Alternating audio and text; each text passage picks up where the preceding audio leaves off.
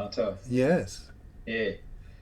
So, so can disidentification be done by us as an individual, or can we only mimic that disidentification, and the rest we have to leave up to grace?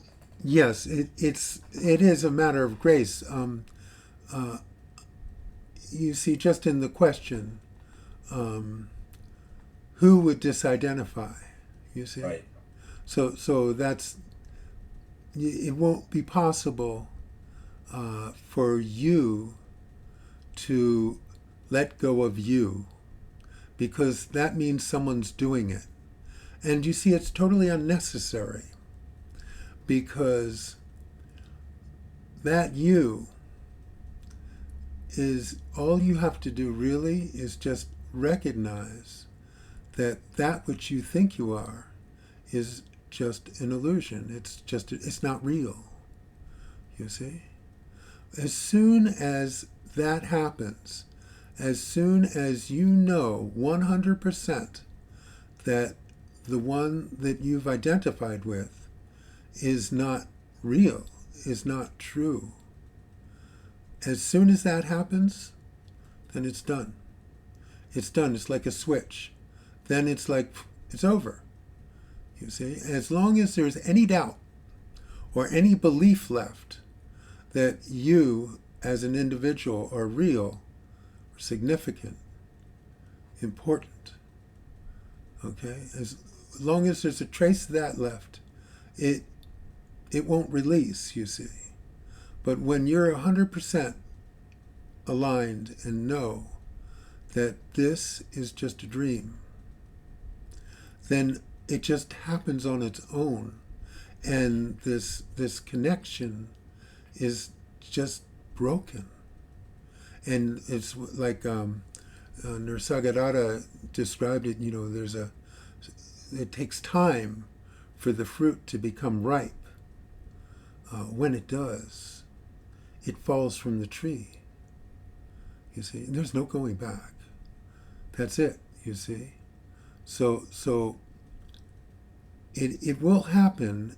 As right now you're in a process, and a process is absolutely part of the dream. But the completion, the culmination of that process is the fruit ripens and drops from the tree. And that'll happen on its own. There's nothing you can do. But because of my experience, I will tell you that that process can be important. There are many gurus that would say it's worthless, all of it. Anything that you try and do is worthless. Like Ramesh said, the enlightenment will happen in spite of what you do, not because of it. In my case, it was necessary to do a bunch of stuff. And I think it was important along the way. So, you continue to observe your life and put it through the filter. Is it real? Do you believe it? Who believes it? And keep looking at this who that you think you are and questioning, is that who you are? Is that who you are?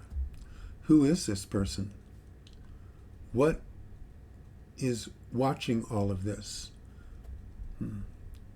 Where is the witnesser?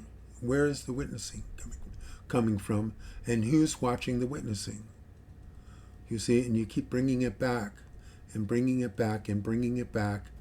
And it keeps bringing you back to that stillness, you see, because the mind and the body are locked in movement. Everything is based in movement here. The movement of time, the movement of your heartbeat, the movement of your thoughts. All of it is based in movement. Everything is moving. And when you're linked with it, you are not able to see the stillness except in glimpses now and then. So stay with it and keep questioning it. Just keep questioning it So it's like that story that I tell, with Baba. When I went up in the darshan line and I was on the women's side of the darshan line, I was thinking about the girls that day. And I was thinking, oh, this is not really what you should be thinking when you go up and see your guru. And then the thought came, well, that's not you anyway. And it just released. And I go to Baba, and Baba, as I got up to leave, gets out of his chair and goes, with the peacock feathers, yes, yes, yes. He was not known for speaking English, but he did that time. And you see, I had actually forgotten what had happened. And because as soon as I got within Baba's radius, the mind would stop. But because he did that, I remembered. And then I could tell you the story, you see. But you see, this is the point. Nothing here has anything to do with with you, the true you. And the more you can put your life through that filter and question it, is this about you? Is this you? Who's feeling this? Who's thinking this? Who's doing this? Who? Is there anyone doing this? Question it, because the basis of this whole Advaita Vedanta is questioning, who am I? And so you take that inquiry into your daily and watch everything in your daily as it happens. Put this who I am. Who am I? You see, and as it whittles down and you find out that everything you thought was you cannot be you. And when that becomes more and more clear, eventually you filter through enough to where you no longer buy it. You just no longer believe it. You see? So this life is a temporary, this just a temporary affair. It's like a TV show, an episode.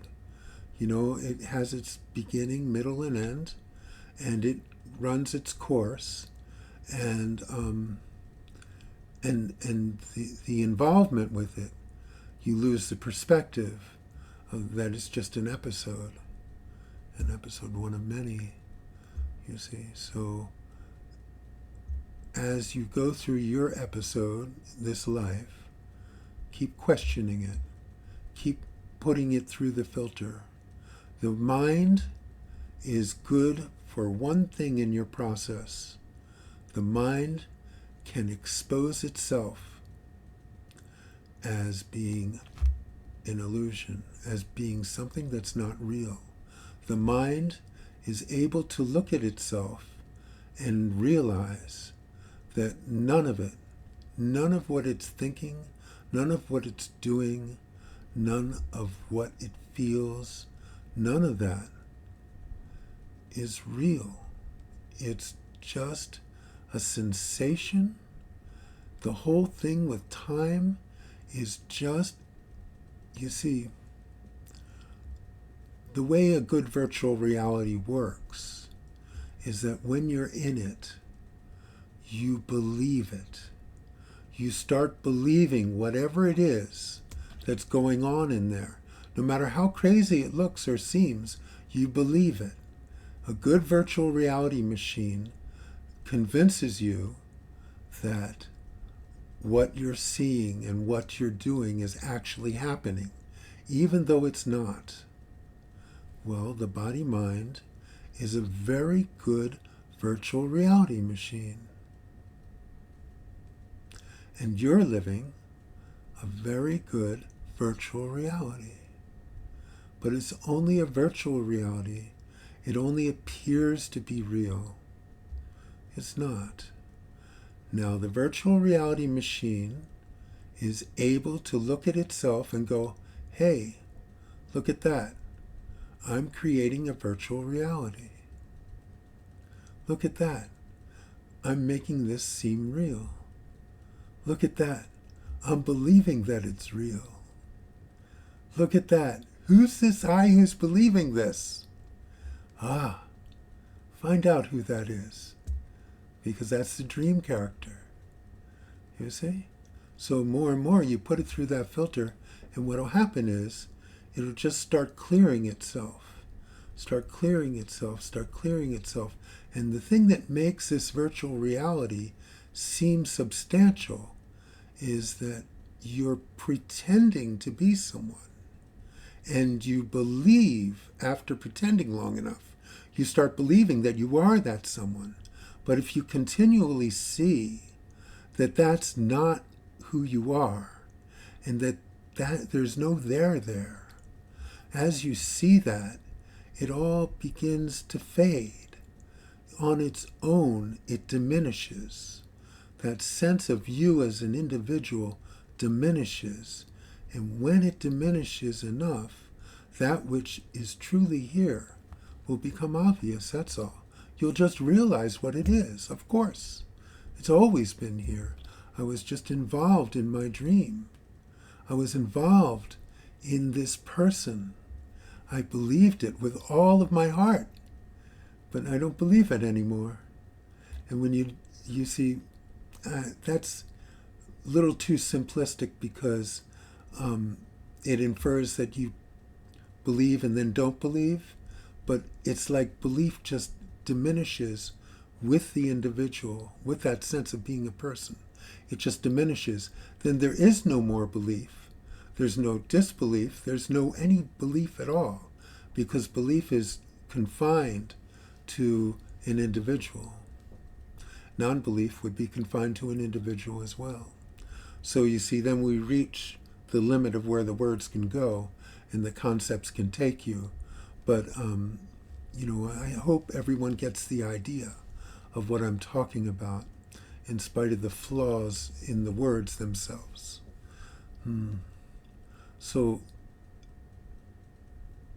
just continue to put it through the filter and question everything.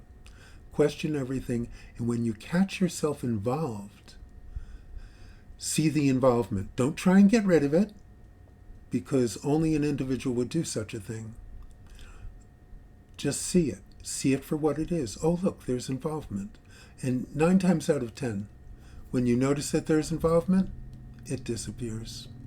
Because illusions are like that. Illusions only work when you don't see them. See if you can really make your life's mission finding out who you are.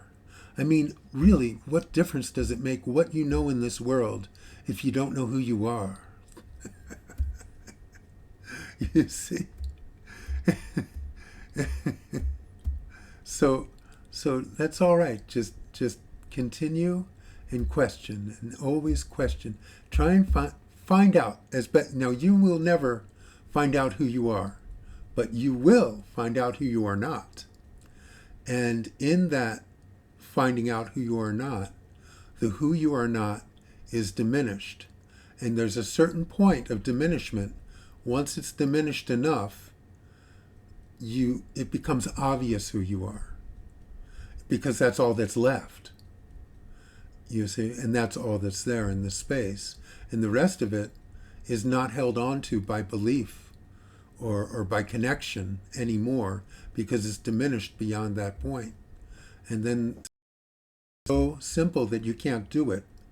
But on the way to not being able to do it, simply do the things that help to diminish this illusion, this sense of yourself as a person, because, this is just, you're just dreaming this. You can imagine going to sleep and all of a sudden in the middle of a dream going, hey, wait a minute, none of this is really happening.